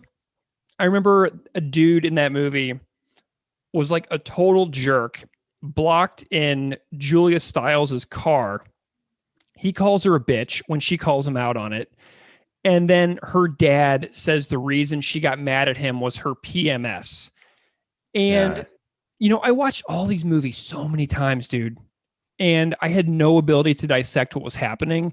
And the amount of trash that was filling my brain day in, day out, year after year is immeasurable. And I know this propaganda song is mocking all of that trash I just talked about, but I did not understand that for a long time Yeah. when I was listening to this CD every day and like watching these movies.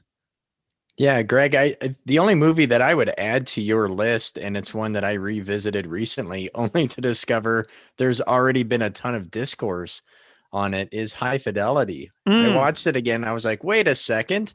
I don't remember this. He's a jerk, me isn't he? sick to my stomach before, to where I like it. I don't think I can watch that movie again now. And then, of course, it sent me to read just a ton of write-ups about the problems in reviewing and how this narcissistic, manipulative character that is celebrated as being kind of like not even an anti-hero, just a straight up hero. Yeah.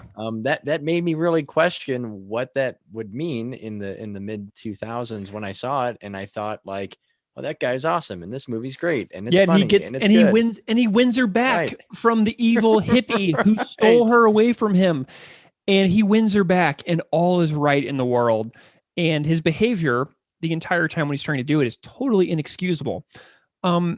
Were you listening to a lot of like emo or anything like that in the late 90s, like like that Vagrant Records kind of stuff? I had a Dashboard Confessional album, and I think the first Taking Back Sunday, but I think if that's the style you're referring to, that's about as deep as I went. So for a while, I was kind of into like Death Cab for Cutie. I was really into like Saves the Day.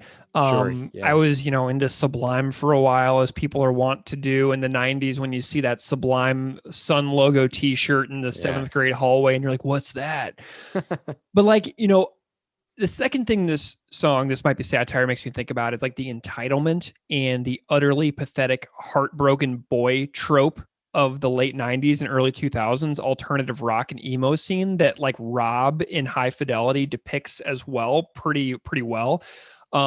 It's like this person who had his heart ripped out of his chest, and you feel so badly for him the whole time because he's in serious pain, And I was thinking back on a Saves the Day record, Through Being Cool. It was one of my favorite albums. And there's a song in there called Hollyhocks Forget-Me-Nots, which was like the song I would listen to when I was super sad over like some type of high school relationship that wasn't going my Yeah. because it should go my way, shouldn't it? But that's what culture has taught us, right? Dude, it totally is. And the lyrics in that song read, "Oh, I've had it now. I'm walking down to your house, banging on the door. Please, please, please, Mr. Hawks, won't you tell your daughter I'm all alone and I'm not handling this well? You never know what you have until you get it yanked out of your chest." So who's the villain here, right?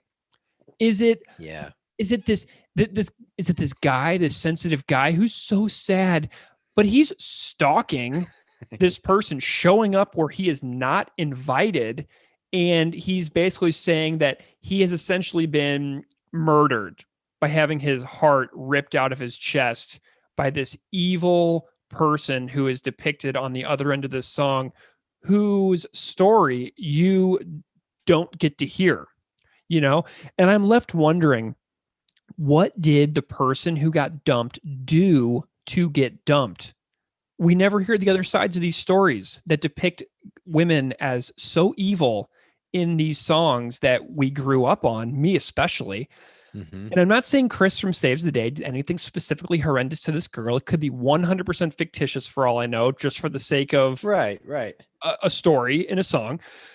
But there are so many aggrieved songs like this one written by men, many of whom likely did do horrible things to the girls that they then trashed in their own songs publicly on stage for years and years in front of crowds of thousands of people. You know what I mean? Oh yeah, absolutely. Like that sounds like the song version of John Cusack standing in the rain, calling repeatedly from the payphone outside of his ex's apartment. Yep, exactly.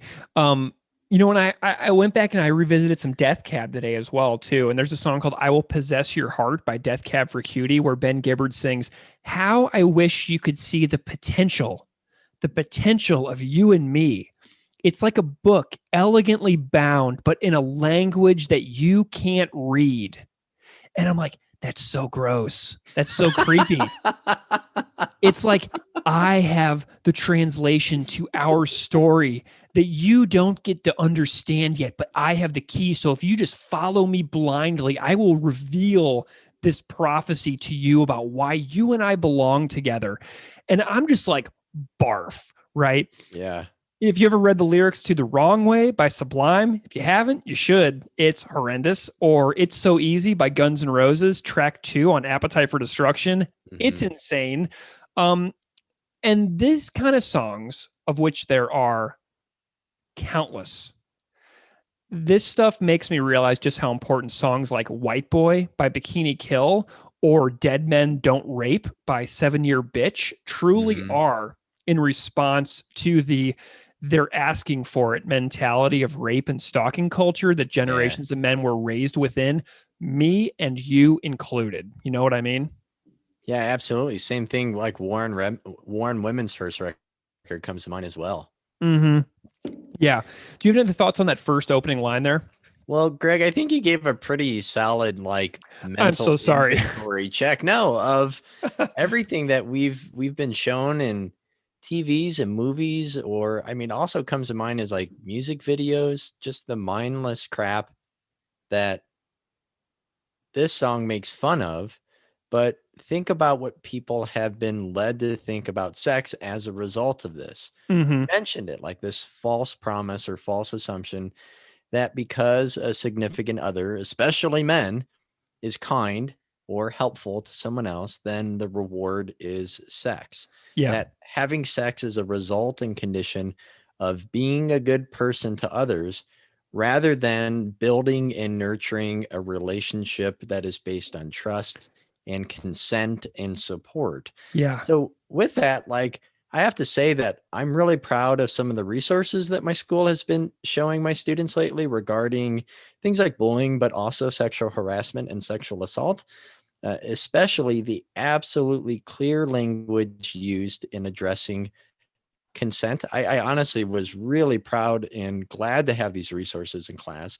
So we didn't have these things, these conversations at school or in No. my home when I was 14. Nope. What consent meant, what it looked and sounded like, and that it was required every single physical encounter, that clothing doesn't mean anything, that doesn't have anything to do with consent, that if a person can say one thing, or that doesn't mean they can mean something else. And although it's really uncomfortable sometimes to address these things with my students, it's super important and it's necessary to have these types of conversations and to keep having them. So I think my thoughts or comments here might seem like a heavy tangent, but this culture of hypersexuality that the band is making fun of here makes me think of all of the discourse over incels over the last few Mm. years, given how harmful ideas of sex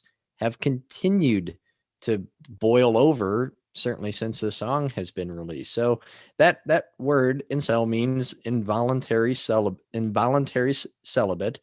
and though it is associated with incredibly dark corners of the internet where toxic masculinity and misogyny have spilled over into real world cases of murder Mm. perpetuated by men who hate women specifically for depriving them of sex. But I found this out researching this week, Greg, that the origin of the term is quite different from what I would have assumed, and I think most people would assume if they hear that term today. So, a woman coined the term in the 1990s in an online forum meant to create a supportive community. And the person has only released her first name, Alana, and it was Alana's Involuntary Celibacy Project. And it was for people who were unable to find sexual partners, maybe because of inexperience or discomfort, awkwardness, gender nonconformity, or even mental health struggles. So it was a really diverse online gathering of people with different gender and sexual identities, which is equal parts, I think, tragic and sad given what the term means now. And this founder ultimately said, It was not virulent hatred. It was just ignorance and objectification. So talking about the like what this has evolved and warped into. And Alana said there was nothing like the hostility, hatred, and misogyny that is happening now. And this person has gone and expressed their struggle of guilt and thinking that they've created a movement that transformed into a violent, sexist, misogynistic sect that often overlaps with other supremacist ideologies Yeah. and right-wing conspiracies. Hmm. And so like how it's different now. So the communities are immersed in misinformation about evolution, about genetics, about psychology, and conspiracy theories, including the belief that there is a sexual marketplace where successful men, who are known as Chads, often have multiple sexual partners, and attractive women, known as Stacies, get to take their pick, while men that society considers to be too unattractive or awkward to have sexual partners, they're denied sex against their will. And this has culminated in misogynistic communities where men threaten violence and rape, which ultimately led to Reddit, I think it was 4 years ago, shutting down one of the largest incel message boards. So, I mean, there are also just numerous cases of violence stemming from this belief that because a person was unable to have sex, that they weren't given the sex that they are assuming that they've been like promised, that they are guaranteed, they've acted out violence, against others. So like a really famous example in Isla Vista in California in 2014, where a self-proclaimed incel killed 6 people and injured 14 with the goal to, quote, punish all females for the crime of depriving me of sex. Mm. In 2018 in Toronto, there was another man with ties to incel communities who drove a rented van into a crowd, killing 10 and injuring 18, and posting just hours before about the Isla Vista attack on social media, stating that the incel rebellion has already begun. We will overthrow all the Chads and the Stacies. And another man killed 9 people and injured 8 others at a community college in Roseburg, Oregon. And then 2 died in a school shooting in Aztec, New Mexico. And the killer had previously posted online using the pseudonym of the Isla Vista killer in California, which I'm not going to say these people's names. And then even the school shooting at Stoneman Douglas, where 17 people died. The killer also had ties to incel forums. Ugh. So I know this all seems like a heavy tangent, but looking to see what happens, right, when there is this culture, when the music, the TV, the radio, the movies, all of these things have this promise, and there is this culture and narrative that men are deserving of, and it is our guarantee and right to have sex, and what we get to do if we are deprived of that. It doesn't say anything about, fostering relationships and building connections with people, or learning about ourselves and learning about others. It's simply people respond by acting out aggression and violence against others. It's so crazy that a song like this, where when we decided to do this song a few weeks ago, I was like, oh yeah, that'll be like a light week. You know what I mean? And then I thought the same thing. And then before you know it, I'm like researching all the 90s movies that like I didn't have the mental capacity to critique years ago when I was taking them in constantly over and over on like my dubbed VHS tapes. Right. Because you couldn't just watch anything. So if you got movies on a cassette, you would like watch it many times because you couldn't just stream the next thing. It was your movie. It was the movie you had. It was like, well, I guess I'm going to watch, She's All That for the 17th time this month. And like, we have this next line here. Oh, girl, it's true how much I love you. I want to sing it across the land. Won't you hold my hand? And this is like the pre-sex way that men go all in on a relationship. You know what I mean? Before men have had sex in a relationship, they tend to go all in, only to get oftentimes what they want, especially in their early years of dating, right? This is like a public profession of love for all the world to hear. And it feels like a massive con perpetrated by men on women. If everybody in the world knows how incredibly sincere you are in your love, and I'm obviously being very sarcastic right now, if a person screams it from the rooftops, I love Jane, and they say it over and over and over, people are gonna be like, wow, he must really love Jane. It's like this like demonstration of sincerity, right? And if you show it enough in public to everybody, surely you deserve all the carnal rewards that come with it, right? Isn't that the message such depictions and entertainment provide to young women? If a guy feels that intensely about you, what is the way to reward that intensity? The covert messaging is clearly sex. But if a girl were running around in a society saying how much she loved a particular boy, people would look at that woman doing that like she'd lost her mind. The magnificent double standard of sexism, where guys get a pass as passionate and are seen as romantic, and women are portrayed as nuts. Right. I hate it. I hate it. And then, like, there's this line, she tells me that she loves me. Now I'm going to tell her that I love her. She tells me that she loves me. Now I'm going to try and sleep with her. This line is chilling, dude, because it is a mathematic equation. It's transactional. So let's look at this piece by piece. She tells me that she loves me. So person one genuinely tells other human a sincere phrase of deep affection. Now I'm going to tell her that I love her. Human two computes human one's phrase, runs internal calculus that says, if I love you is reciprocated, it likely means sex.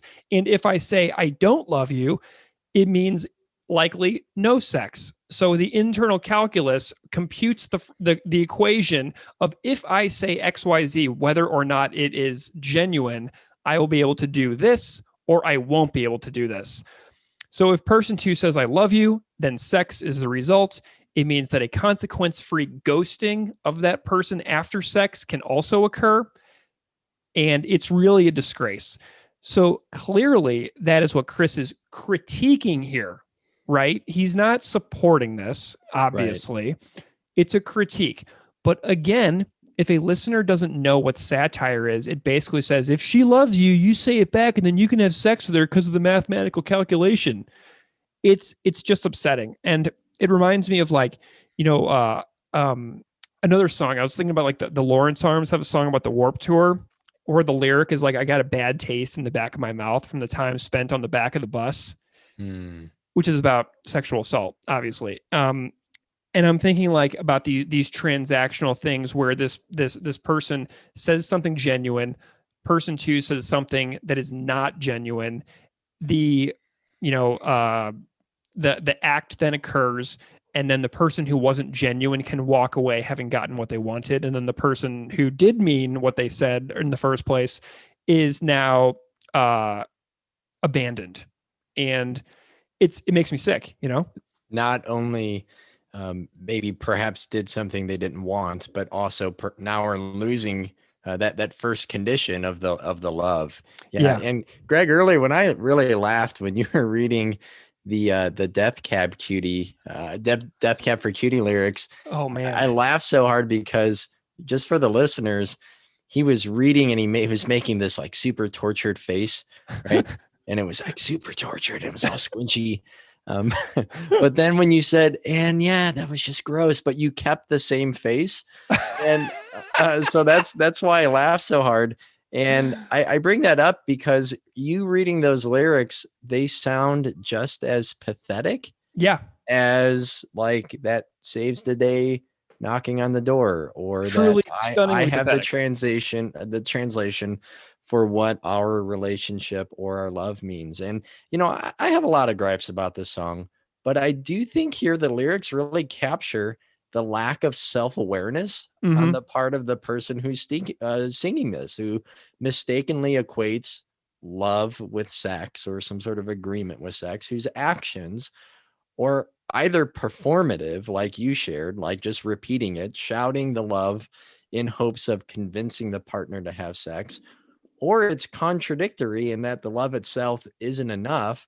And this person wants to just move directly on to the physical part of the relationship. But it takes me back to the idea of why things like, you brought up American Pie, why that was so popular in the first place. Well, sex sells. So make the lyrics even more dumb to point out how much pop culture shapes and is shaped by sexuality. I mean, particularly a marketable version of sexuality.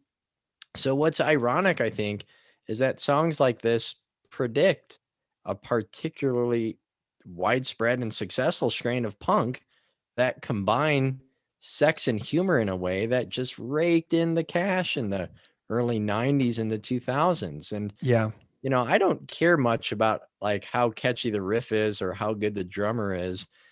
I just rather listen to the Dead Kennedys than a musical version of Porky's or American Pie. So, Greg, although the song is satire, like you've said, like if it's not clear enough, it's not explicit enough, perhaps that's the problem. Yeah. And I'm not putting that on the band, but I mean, the title literally says it. It says that this is satire.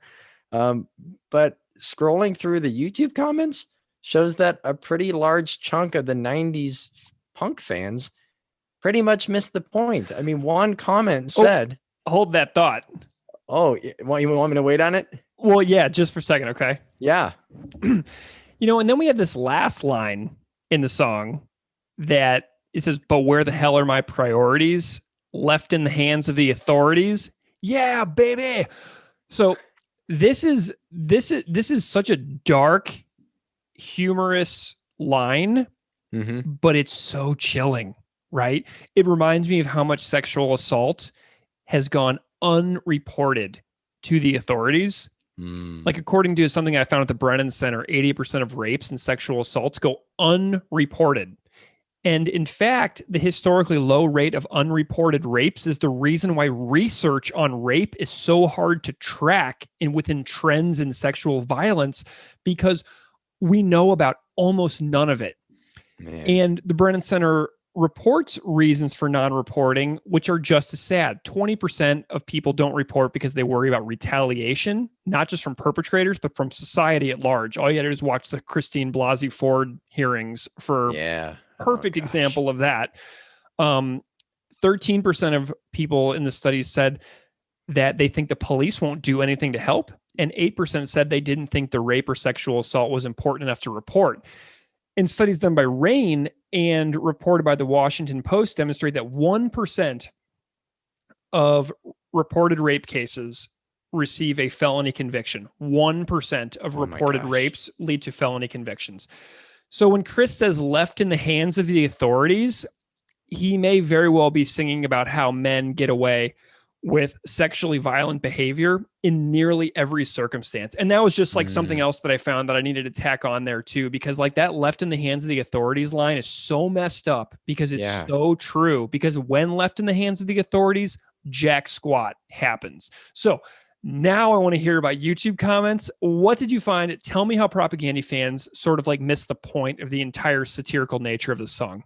For sure. Well, there's one that says, this is Winnipeg in the 1990s, skating and smoking weed, trying to get laid. You'd know if you'd been there. And there was another that specifically said, like, I want to sing this song, and it named a person. And maybe I'm missing something. Maybe they know them. Maybe it's a song that they like together. I don't know.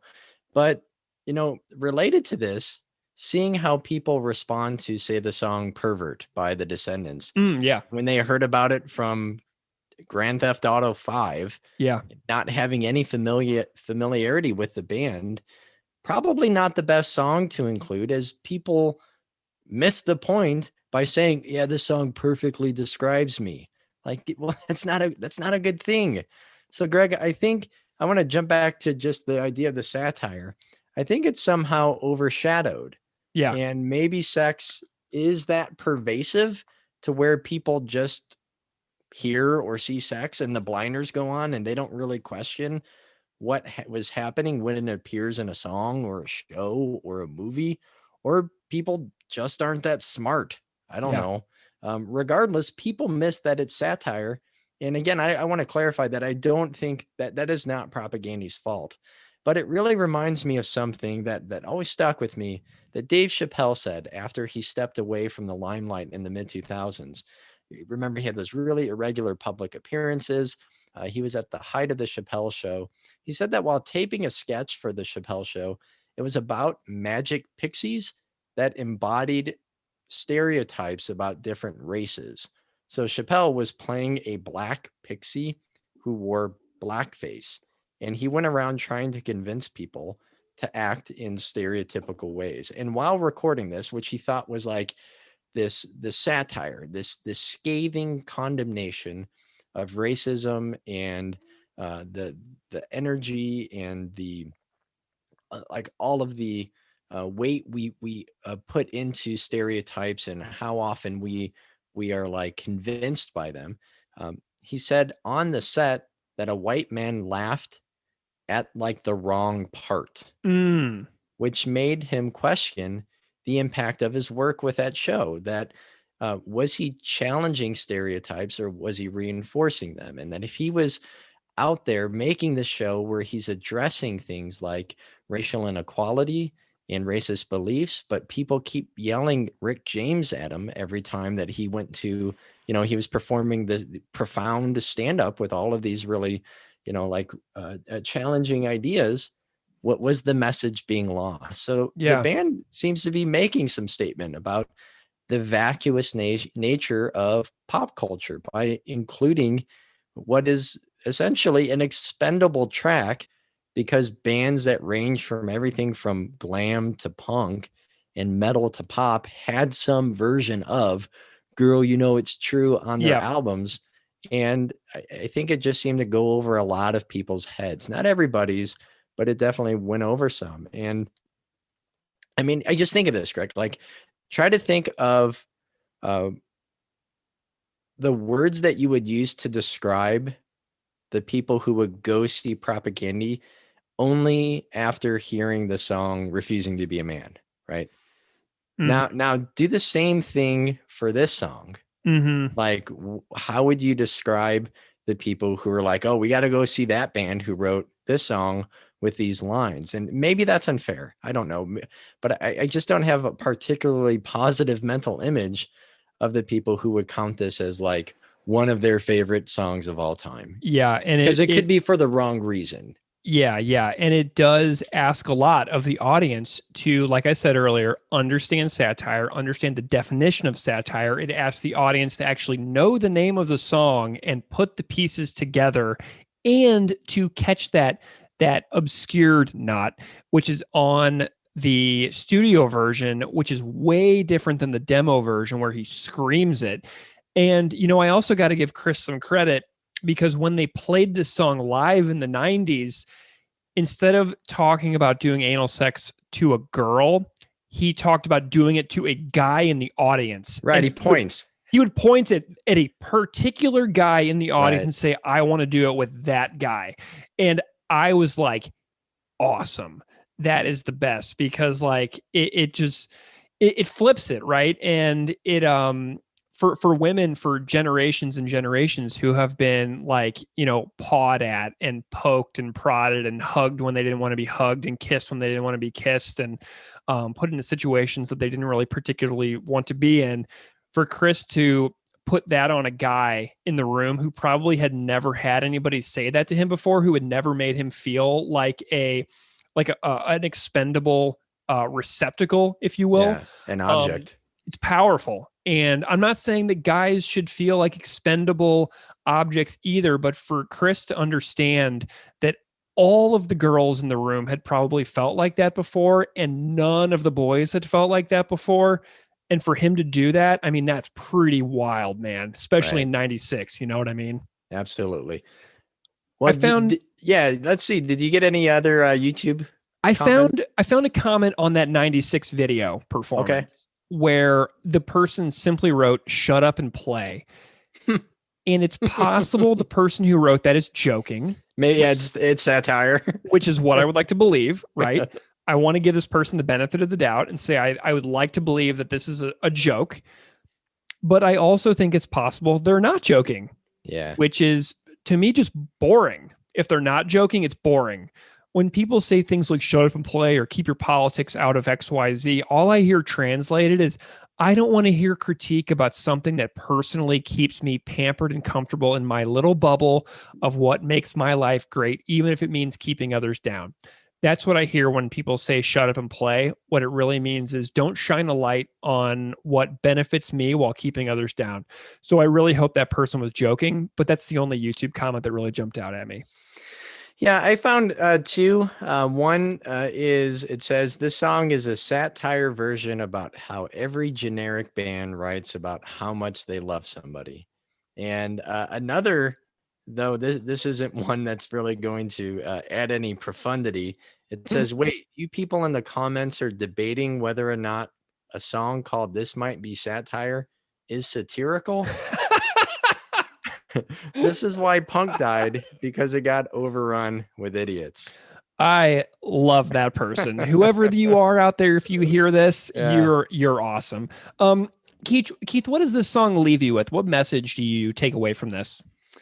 Yeah, Greg, this is a hard one because we're talking about a song that's meant to make fun of other things. And I can't help but think I've overthought it already. I don't know. But I guess my overall teachable moment is that just because something is satire, it doesn't mean that it's above criticism. Mm-hmm. Like that's not a free pass to say, "Oh, it's satire," or "Hey, I was just joking." And though I don't use sarcasm, say like in my classroom directed at my students, I do use it regarding, say, current events or just like incredibly infuriating or frustrating details in history. Yeah. So I don't think the song and its message really landed for the people who needed to hear it the most.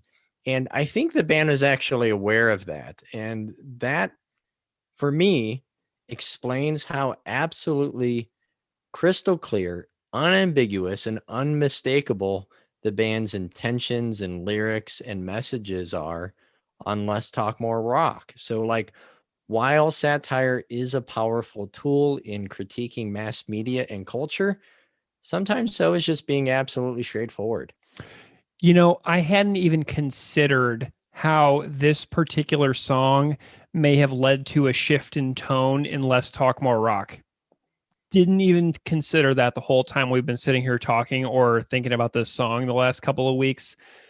I am really glad that you said that, because I think that you're probably right. I think that something like this, which did go over the heads of far too many people, led to the writing of the song "Less Talk More Rock" in particular.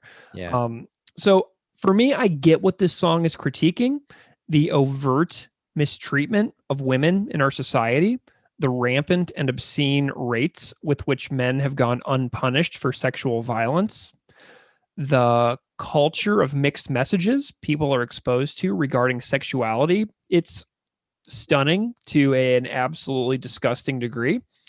And it's insanely important that we continue to do better. I hear the term cancel culture a lot these days, and cancel culture is constantly in the news, but I'm just so over the rewarding of horrendous work that glorifies manipulative behavior, makes gross people and ideas absurdly wealthy, covertly asks young women growing up to tacitly accept the messages of like Axl Rose on Appetite for Destruction or whatever. And I'm ready for society to be beyond that. So I get what the band is trying to do, but like I said several times, it really it's too subtle for a topic that's this important. And so, you know, I understand it. I'm glad that we talked about it. And, you know, that's kind of where I stand on it now. So do you want to do the honors of rating the song?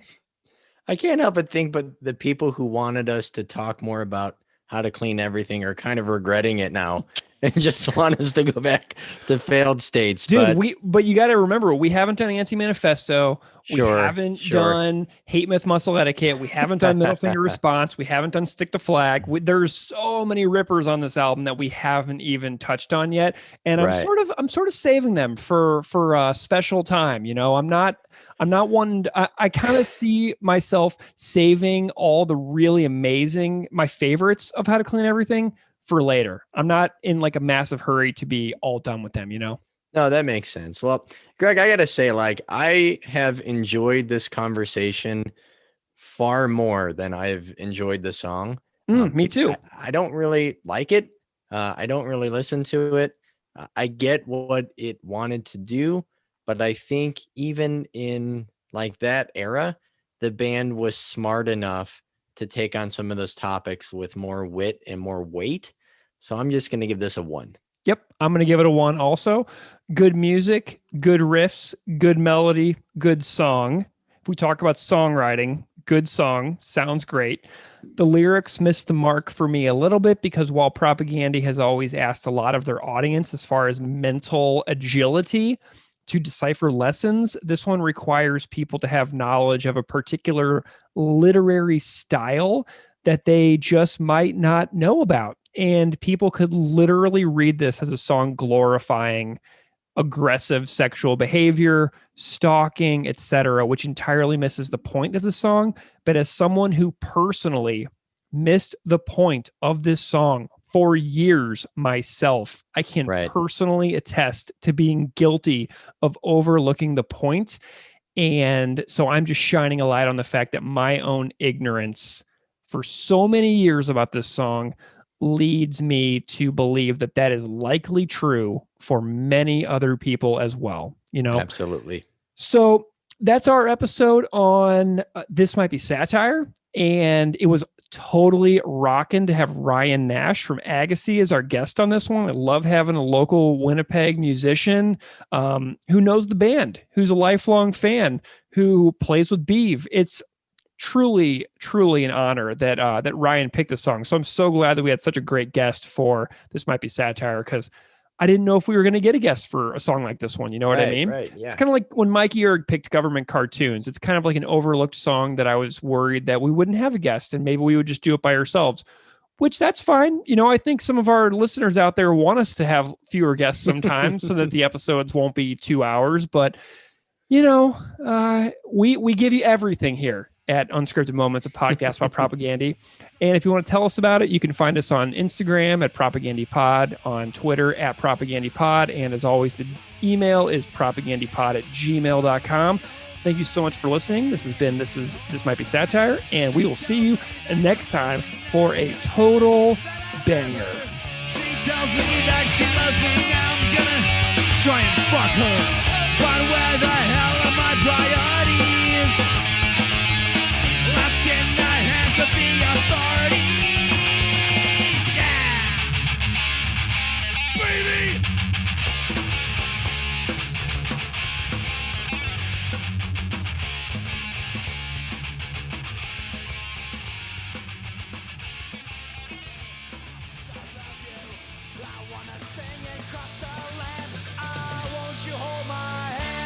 Why won't you hold my hand? Why won't you hold my hand? Why won't you hold my hand?